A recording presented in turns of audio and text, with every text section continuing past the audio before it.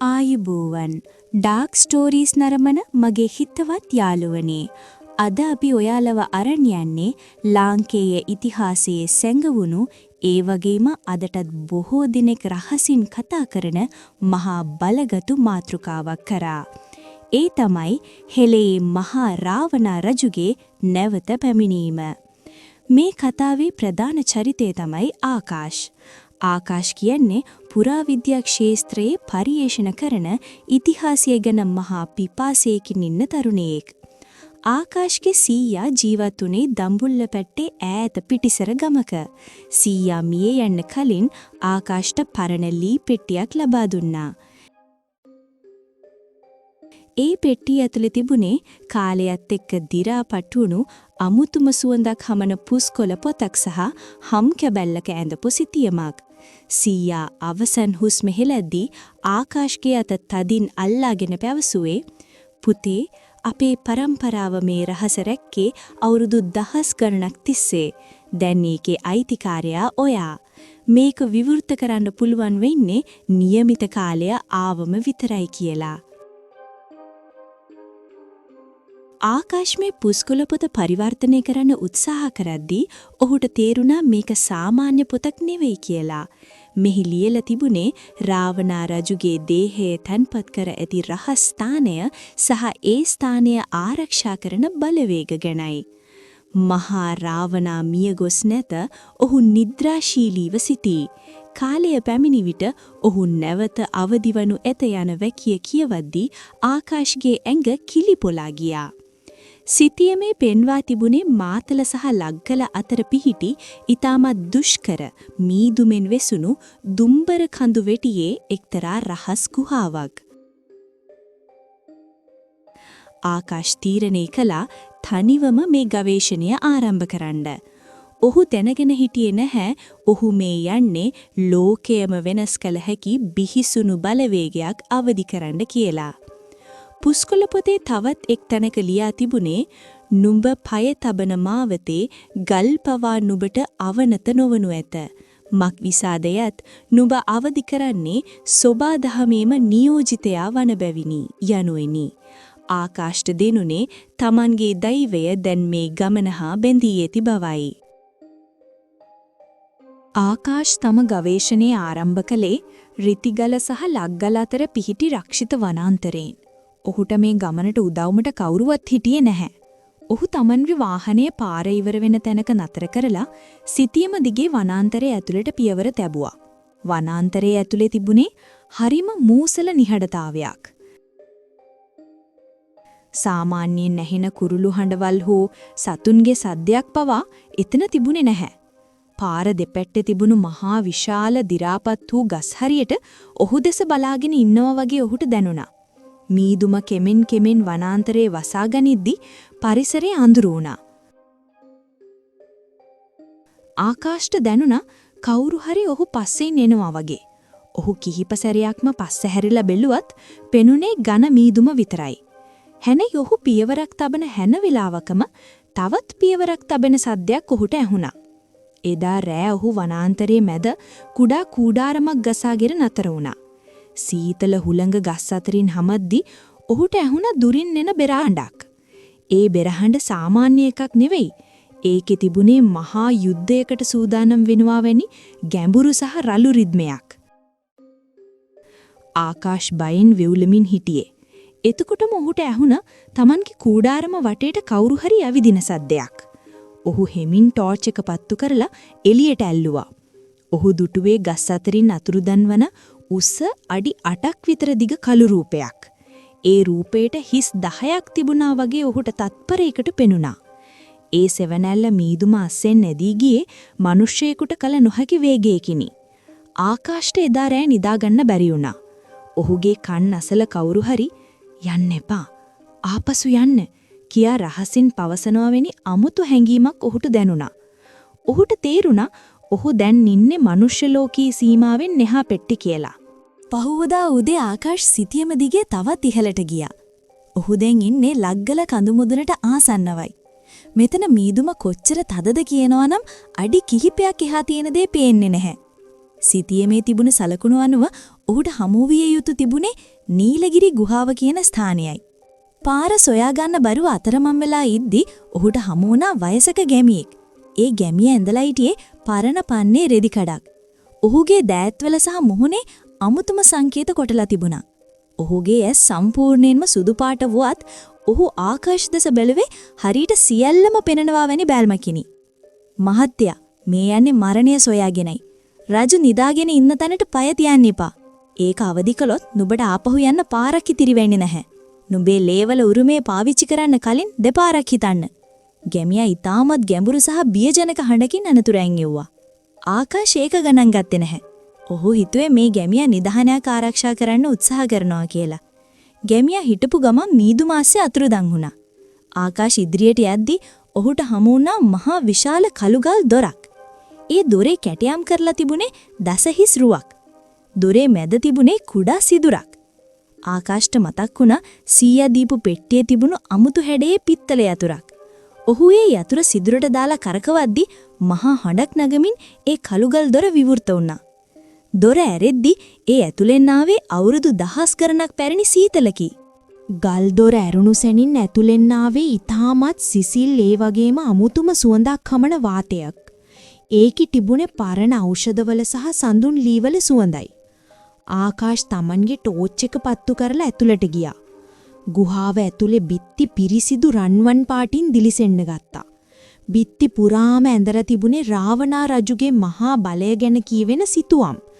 රාවණා රජු Tamanගේ දඬු මොනරේ නහස ජය ගන්නා අයුරු, ඔහුගේ දසහිස් බලය සහ ඔහු සතු වූ දිව්‍යමය අවියායුධ ගැන ඒ සිතුවම් වල තිබුණා. එම සිතුවම් වල තිබූ වර්ණ තවමත් නොමැකී තිබීම ආකාශ පුදුමයටපත් කළා. ගුහාව කෙළවරේ තිබුණේ මහා විශාල ශාලාවක්. ඒ ශාලාව මැද තිබුණේ පිරිසිදු නිල් මැණික් වලින් නිම වූ මහා මංජුසාවක්. ඒ මංජුසාව වටේටම නිල් පාට ආලෝකයක් විහිදෙමින් තිබුණා. ආකාශ බයෙන් ඒ ළඟට ගියා. මංජුසාව උඩ ලියලා තිබුණේ මම අවදිවන්නේ රුධිරයේ උරුමේනී කියලා. ආකාශට තේරුණා Tamanගේ සීයා එයි මේ පුස්කොළ පොත Tamanට දුන්නේ කියලා. ආකාශගේ පරම්පරාව පැවතෙන්නේ රාවණා රජුගේ මහා වෛද්‍යවරුන්ගේ පෙළපතකින්. ආකාශ Tamanගේ අත කුඩා පිහියකින් කපාගෙන රුධිර බින්දු කිහිපයක් මංජුසාව මතට හැලුවා. එක පාරටම මුළු ගුහාවම මහා හඬින් දෙදරන්න ගත්තා.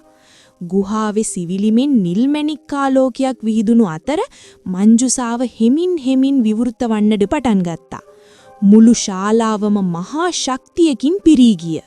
ආලෝකය පහව ගිය පසු ආකාශ දුටු දර්ශනය නිසා ඔහුගේ හදවත මොහොතකට නතර වුණා. මංජුසාවේ ඇතුලේ හිටියේ ඊටමත් තේජවන්ත අඩි 7ක් විතර උස මිනිසෙක්. ඔහුගේ සම රන්වන් පාටයි. ඔහුගේ දැස් තවමත් පියවිලා තිබුණේ. ඔහු මියගොස් නැති බව පැහැදිලි. ඔහුගේ හුස්ම ගැනීම ඊටමත් හිමින් සිදු වෙමින් තිබුණා. ඔහු ඇඳලා හිටපු ඇඳුම් සහ ආභරණ ඊටමත් දීප්තිමත්. එතකොටම ඔහු Tamanගේ දැස් හිමින් විවෘත කළා. ඒ දැස් වලින් විහිදුනේ මහා ගින්නක් වැනි ආලෝකයක්. ආකාශ බිම වැටුණා. ඔහුගේ මනස ඇතුලේ දහස් ගණනක් මිනිසුන් එකවර කෑ ගසනවා වැනි හඬක් ඇහෙන්න ගත්තා. "නුඹ ආවේ මාව අවදි කිරීමටද? කාලය පැමිණ තිබේද?" ඒ ගැඹුරු හඬ ආකාශගේ මුළු ශරීරයම හිරිවට්ටන්න සමත් වුණා. රාවණා රජු මංජුසාවෙන් නැගිටලා ආකාශ දෙසට පියවර තැබුවා. ඔහු පියවරක් තබන හැම වෙලාවකම ගුහාවේ පොළව දෙදරලා ගියා. ඔහු ආකාශගේ හිස මත අත තැබුවා. එතකොටම ආකාශගේ මනසට රාවණා රජුගේ අතීතීය මහා ප්‍රවාහයක් වගේ ගලාගෙන එන්න ගත්තා. ආකාශ දුටුවේ රාවණා රජු Tamanගේ රට වෙනුවෙන් කරන කැපකිරීම. ඔහු දුටුවේ මේ රජු හුදෙක් පාලකයෙක් නොව සෝබාදහම සමග බැඳුණු මහා බලවේගයක් බවයි.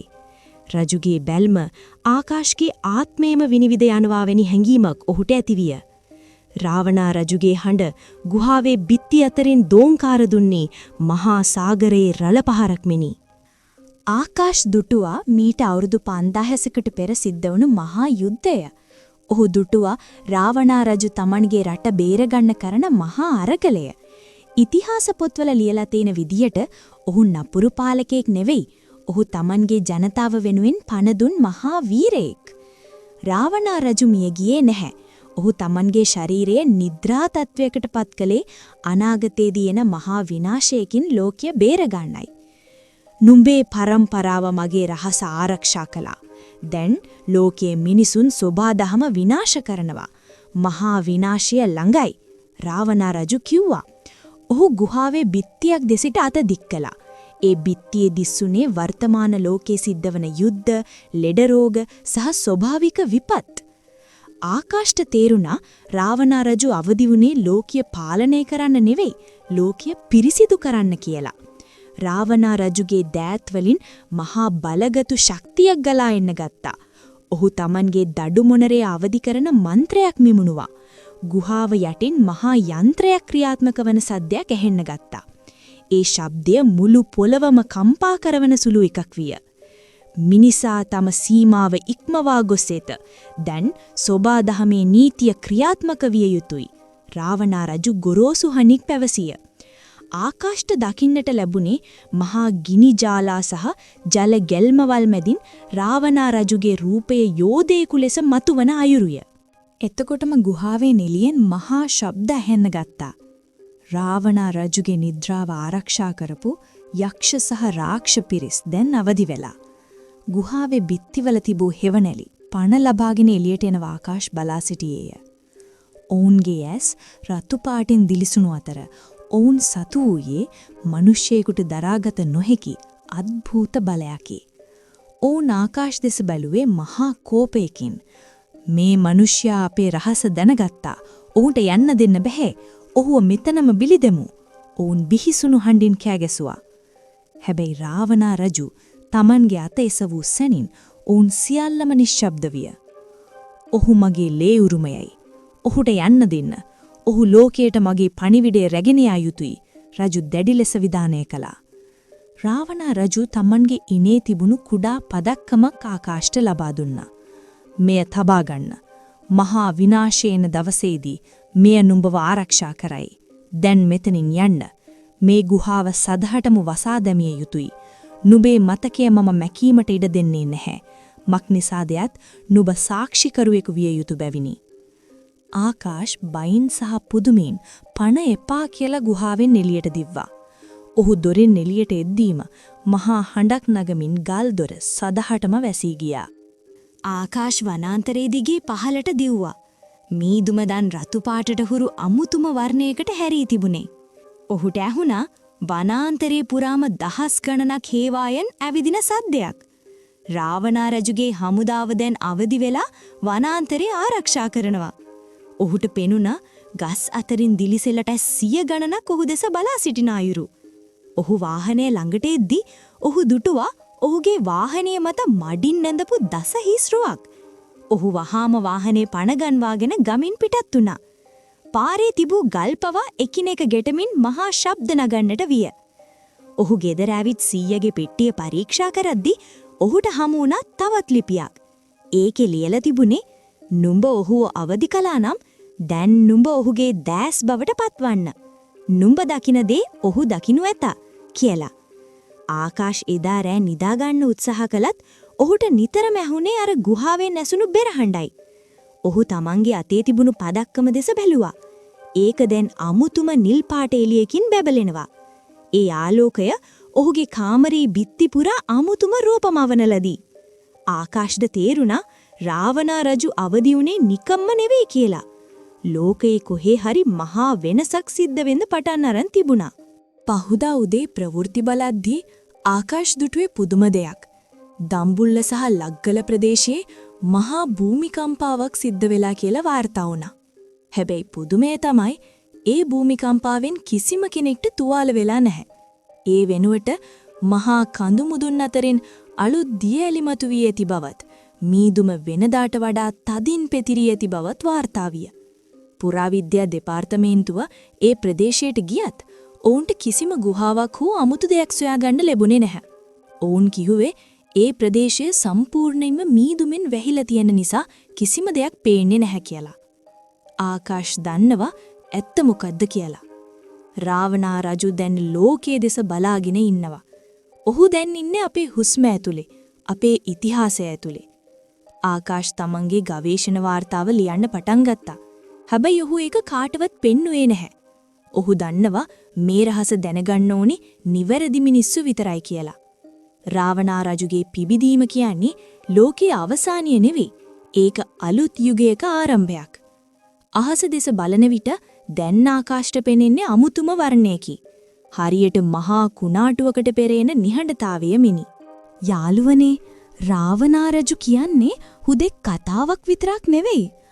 ඔහු අපේ රටේ ශක්තියයි, සෝබාදහමෙම කොටසකි. ඔහු අදටත් කොහේ හරි තැනක නිදාගෙන හෝ අවදි වෙලා ඉන්නවා ඇති. ඔහු අවදි වූ දවසට ලෝකය කවදාවත් තිබුණා වැනි තැනක් නොවනු ඇත. ඔයාලත් කවදා හරි දුම්බර කඳුවැටියේ හෝ ලග්ගල පැත්තේ ඇවිදින්න යනවනම් අමුතු බෙරහඬක් හෝ සඳුන් සුවඳක් ඇහුනොත් පස්ස හැරිලා බලන්න එපා. සමහර විට මහා රාවණාගේ හමුදාව ඔයාලව පරීක්ෂා කරනවා වෙන්න ඇති. නුඹලාගේ හදවත් පිරිසිදු නම් නුඹලාට බියවීමට දෙයක් නැත. මේ කතාව ගැන ඔයාලට මොකද හිතෙන්නේ? රාවණා රජු ඇත්තටම අවදි වෙයිද? ඔහු අවදි වූවොත් අපේ ලෝකයට කුමක් වෙයිද? ඔයාලගේ අදහස් පහලින් කමෙන්ට් කරන්න. මේ වගේ තවත් අභිරහස් සහ දීර්ඝ කතා අහන්න අපේ ඩාර්ක් ස්ටෝරීස් channel එක subscribe කරන්න. ඊළඟ අභිරහසෙන් නැවත හමුවෙමු.